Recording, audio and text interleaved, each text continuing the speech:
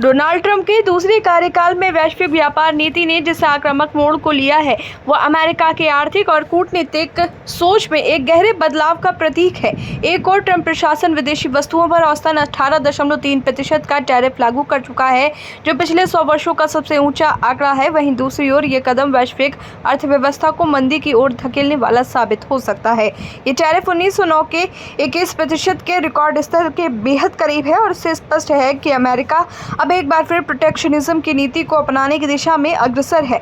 इस फैसले का सबसे तात्कालिक और प्रत्यक्ष असर अमेरिका के भीतर पड़ा, जहां डाउ जोन्स, S&P और नैस्डैक जैसे प्रमुख शेयर बाजारों में 2 दिनों में ही 10% से ज्यादा की गिरावट दर्ज की गई है। बाजार की उथल-पुथल को देखते हुए ट्रंप प्रशासन ने टैरिफ लागू करने को अस्थायी तौर पर 90 दिनों के लिए टाल तो दिया, लेकिन 9 अगस्त से पुनः टैरिफ लागू करने की घोषणा ने वैश्विक बाजारों को एक बार फिर चिंता में डाल दिया है।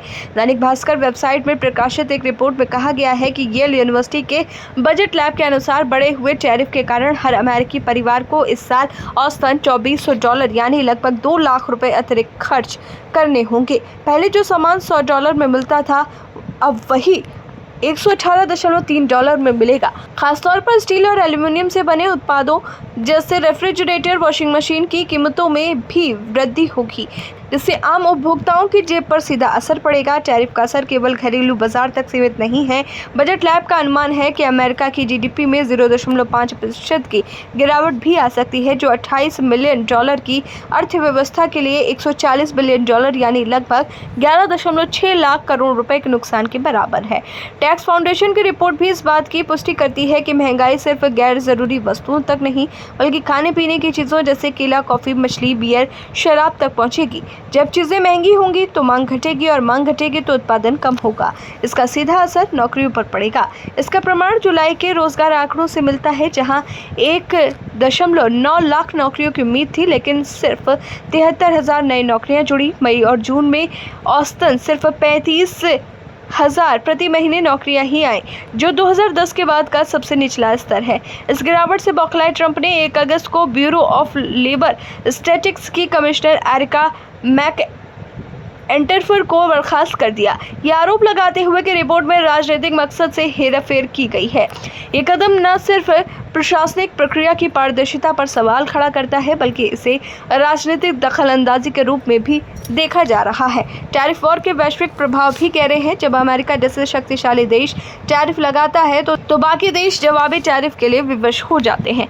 2018-19 में चीन ने सोयाबीन, ऑटोमोबाइल्स जैसे अमेरिकी उत्पादों पर जवाबी टैरिफ लगाया था, जिससे अमेरिकी किसानों को भारी नुकसान हुआ और सरकार को $7.3 बिलियन का राहत पैकेज देना पड़ा। अब फिर से वैसी ही स्थिति बनती दिख रही है।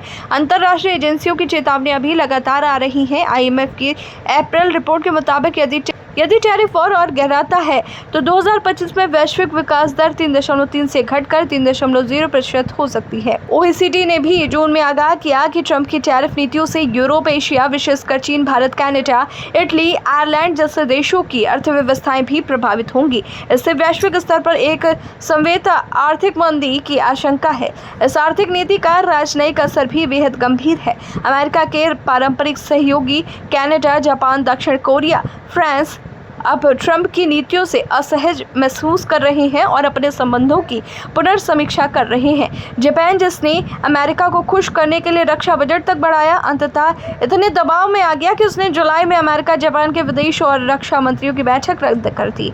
ऑस्ट्रेलिया ने भी अमेरिका की नई मांगों की खुलकर आलोचना की, जिसके जवाब में अमेरिका ने EU के US समझौते की समीक्षा की घोषणा कर दी। ये सब कुछ अमेरिका की सॉफ्ट पावर को भी कमजोर कर रहा है। दक्षिण प्रशांत जैसे क्षेत्रों में चीन और अमेरिका के बीच चल रही प्रतिस्पर्धा में अमेरिका की पकड़ ढीली होती दिख रही। ट्रंप की टैरिफ नीति सिर्फ आर्थिक या व्यापारिक रणनीति नहीं, बल्कि वैश्विक शक्ति संतुलन को बदलने वाली एक निर्णायक नीति बनती जा रही है। एक ऐसी नीति जो न अमेरिका के उपभोक्ताओं को राहत दे रही है, न उसके किसानों को सुरक्षा, न उसके सहयोगियों को भरोसा और न ही वैश्विक अर्थव्यवस्था की स्थिरता। टैरिफ दर का 50% तक बढ़ जाना केवल व्यापारिक आंकड़ा नहीं, ये एक संकेत है उस वैश्विक व्यवस्था के टूटते संतुलन का, जिसमें अमेरिका नेतृत्वकारी भूमिका निभाता रहा है। अब वो भूमिका विवाद, अनिश्चितता और टकराव में बदलती दिख रही है और ये बदलाव दुनिया भर के लिए गंभीर चेतावनी है।